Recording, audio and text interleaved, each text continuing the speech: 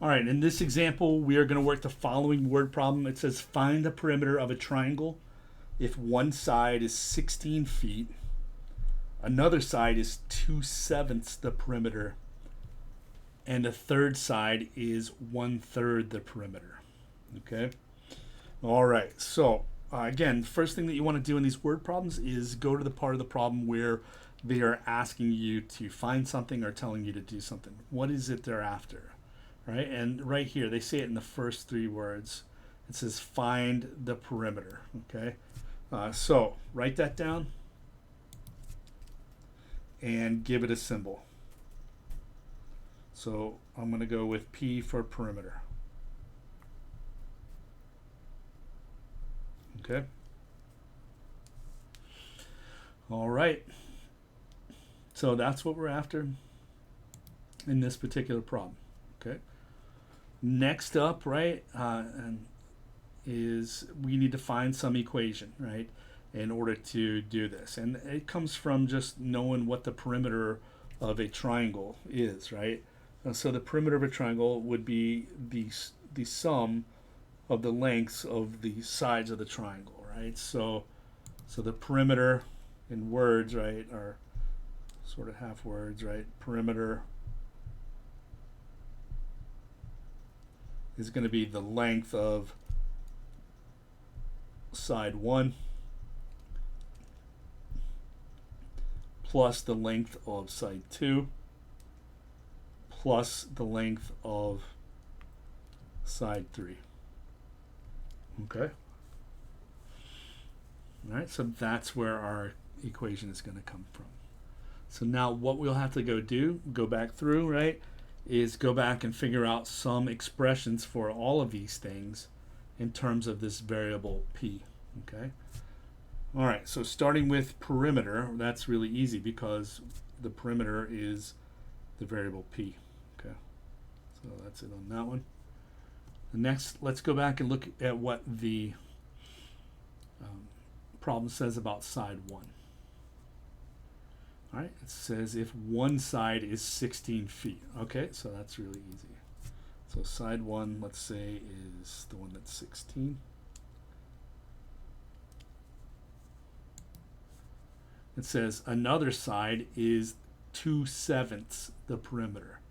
All right, so 2/7 would be that number there. And then 2/7 the perimeter would be 2/7 times the perimeter. And the perimeter is what we are calling P.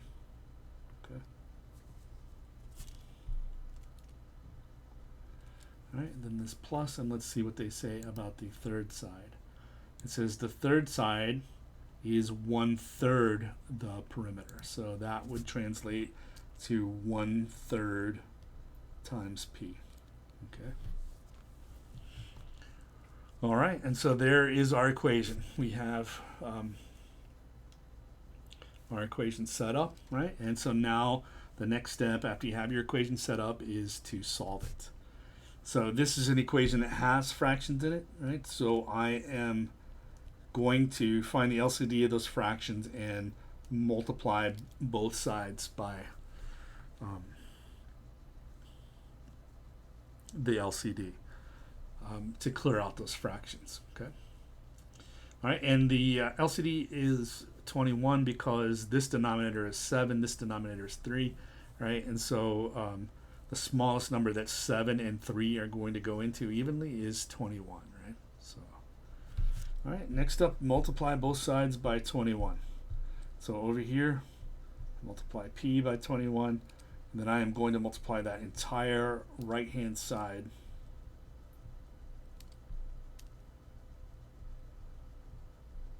by 21.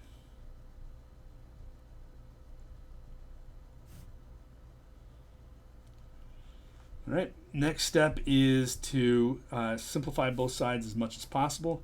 So here I'm going to distribute this 21 right through the parentheses to each term inside the parentheses. Over on the left side, really there's nothing left, nothing to do there. 21p is as simple as it can get. All right, then 21 times 16, that would be 210 plus 126. So, 236 maybe. I better double check that just to make sure.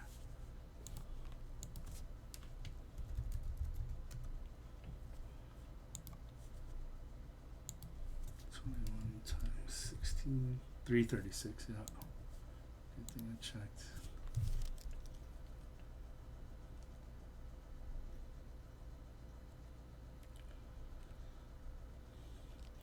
Okay, then 21 times 2/7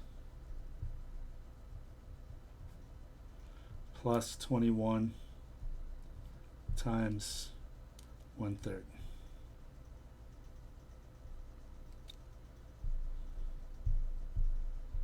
Okay. I can simplify some more over on this right hand side.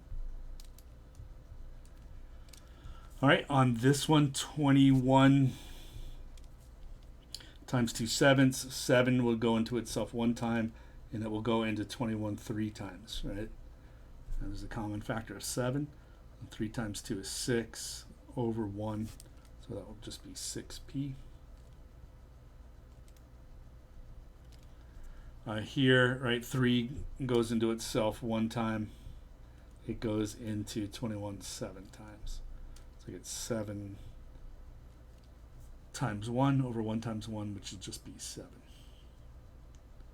Okay. All right, then keep simplifying over on the right-hand side. I have some like terms, right, over there. So 6p plus 7p is 13p.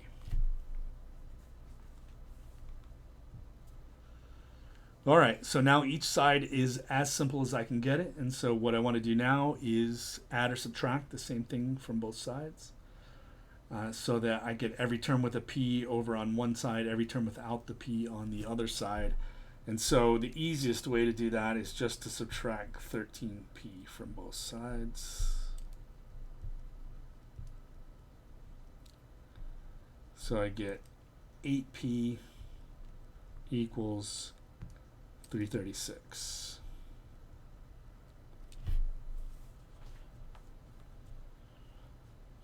Okay, next then is to divide both sides by 8. And when I do that, I get p equals, and then 336 divided by 8 is 42. Just double check that, right? It's got to be, right? Because 16 divided by 2 is 8. 8 is 2, and then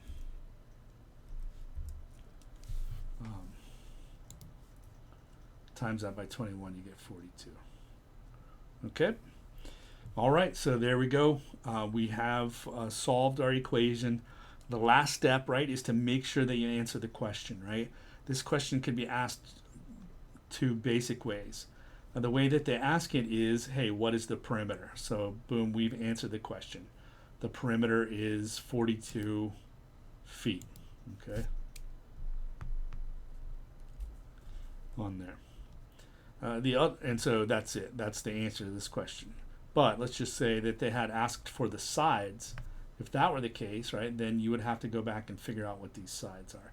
So that's what I mean by that last step, answer the question. You do have to pay attention sometimes to exactly what it is that the problem is asking for. Okay, that's it on this one.